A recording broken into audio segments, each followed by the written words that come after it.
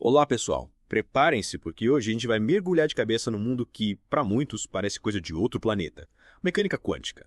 É isso aí, vamos juntos desvendar os mistérios e as maravilhas desse universo subatômico que, acredite se quiser, está muito mais presente no nosso dia a dia do que a gente imagina. É verdade. E para tornar essa viagem ainda mais emocionante, vamos explorar esse mundo fascinante a partir de um vídeo super legal do canal Ciência Todo Dia. Mas calma lá, só tá pensando, pô, física fluídica quântica, que medo! Pode relaxar, a gente garante. Vamos desmistificar esses conceitos de um jeito fácil e divertido, que você vai entender tudo rapidinho.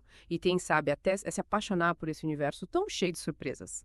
O que é mais incrível na mecânica quântica é que ela surgiu em um momento em que os cientistas achavam que o universo funcionava como um relógio gigante. Tudo certinho e previsível. Imagina um mundo onde tudo era determinístico, sem espaço para surpresas, cada evento seguindo o outro numa sequência perfeita. Tipo, saber exatamente onde cada peça vai se encaixar, sem nenhuma emoção. Seria um mundo meio sem graça, né? Mas aí chega a mecânica quântica e transforma essa previsibilidade num verdadeiro festival de possibilidades, um caleidoscópio de probabilidades. Essa mudança radical começou lá no finalzinho do século XIX, quando os físicos acreditavam que a energia, assim como o tempo, fluía de forma contínua, suave como um rio. Mas, em 1877, uma descoberta bombástica deu o primeiro sinal de que as coisas não eram bem assim. Os cientistas observaram que a energia nas ligações moleculares não era contínua, mas sim, digamos, empacotada, quantizada. Opa, peraí. Energia empacotada. Me explica melhor essa história, que eu confesso que fiquei um pouco perdido. Imagina que você vai comprar maçãs na feira, mas o feirante só vende em saquinhos de 3, nada de comprar avulso. A energia quantizada funciona mais ou menos assim. As ligações moleculares só podem ter valores de energia que sejam múltiplos de uma unidade básica, tipo 2 unidades, 3 unidades. Mas nunca 2,7 unidades ou 13,14 unidades, entendeu? Ah, tá. É como se o universo tivesse um sistema de grade para energia. Mas, mesmo com essa descoberta incrível, demorou um tempinho pra galera entender o impacto real dela, né? É verdade.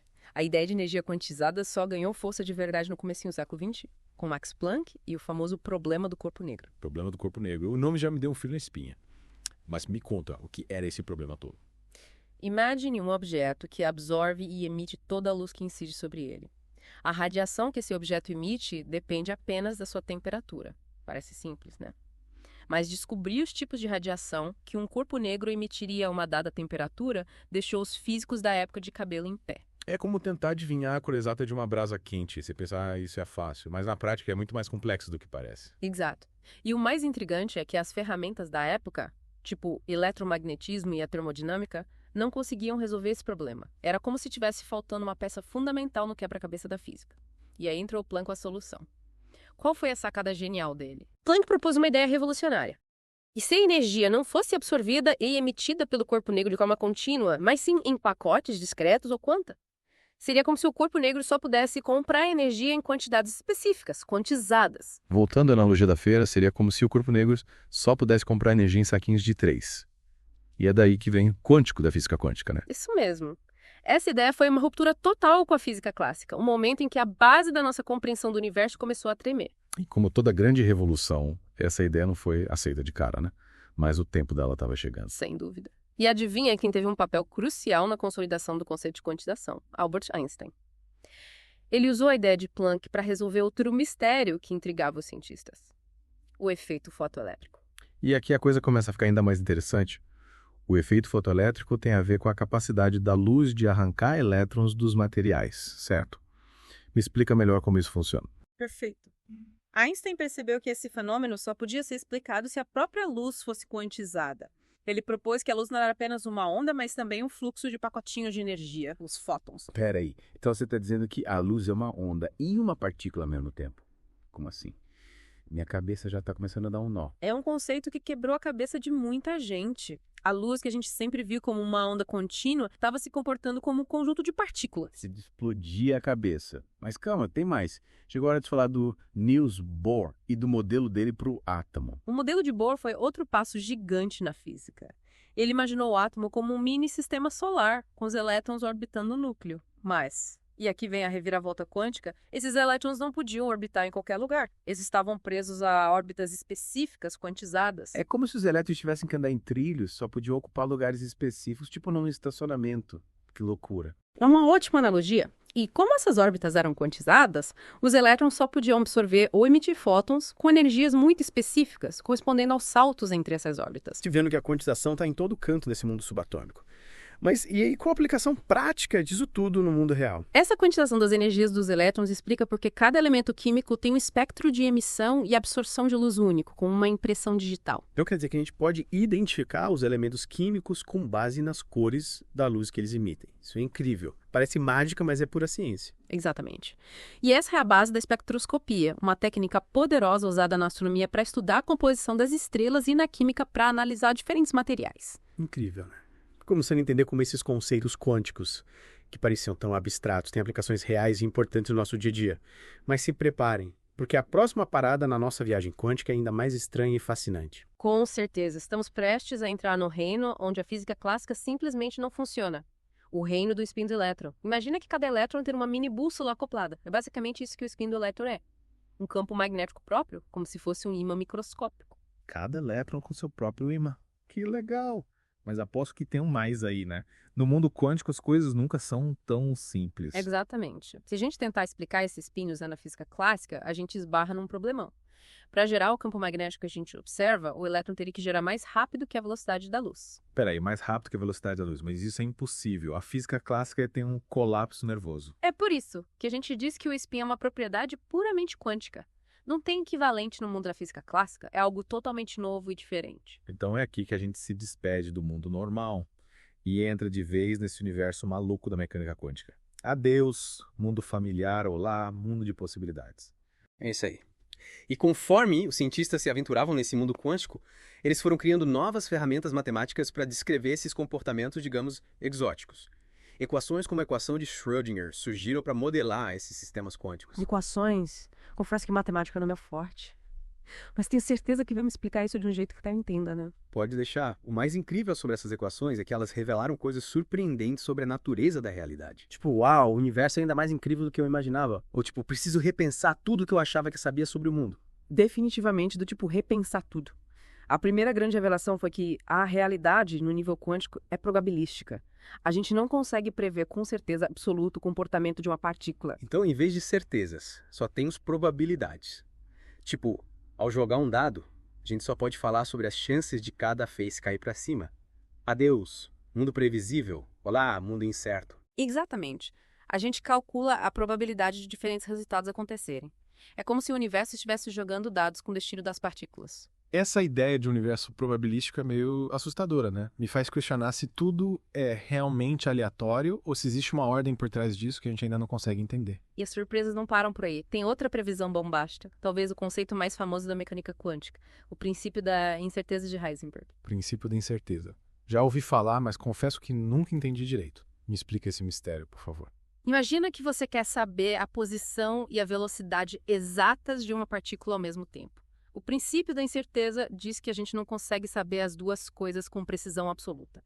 Quanto mais a gente sabe sobre uma, menos a gente sabe sobre a outra. Então é quanto mais a gente tenta controlar algo, mais imprevisível ele fica. O universo gosta de nos desafiar, né? Essa incerteza não é por causa de limitações dos nossos instrumentos de medida. É uma característica fundamental do mundo quântico. Nossa, essas ideias devem ter causado um rebuliço na comunidade científica.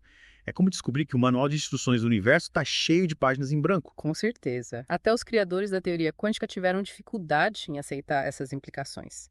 O próprio Einstein, cético em relação à natureza probabilística da mecânica quântica, disse a famosa frase: Deus não joga dados. Imagina os debates acalorados que essas descobertas geraram. É como se o universo tivesse pregado uma peça nos cientistas. E, apesar de toda essa estranheza, a mecânica quântica se provou incrivelmente eficaz. Ela explicou fenômenos que intrigavam os cientistas há décadas, como a dualidade onda-partícula da luz, o espectro de emissão dos átomos e muitos outros. Então a mecânica quântica não era só uma teoria maluca, ela realmente funcionava na prática. Que reviravolta. Exatamente.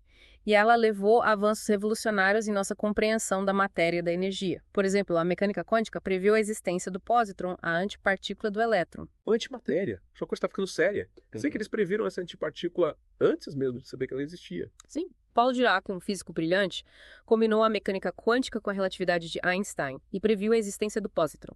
Anos depois, essa partícula foi confirmada experimentalmente. Prever algo tão revolucionário antes mesmo de observar, isso mostra o poder da mente humana e da matemática para desvendar os segredos do universo. Sem dúvida. Foi uma conquista e tanto para a física, a primeira vez que uma partícula foi matematicamente prevista antes de ser descoberta. E essa jornada nos leva a outro marco na história da mecânica quântica, a teoria quântica de campos, ou QFT para encurtar.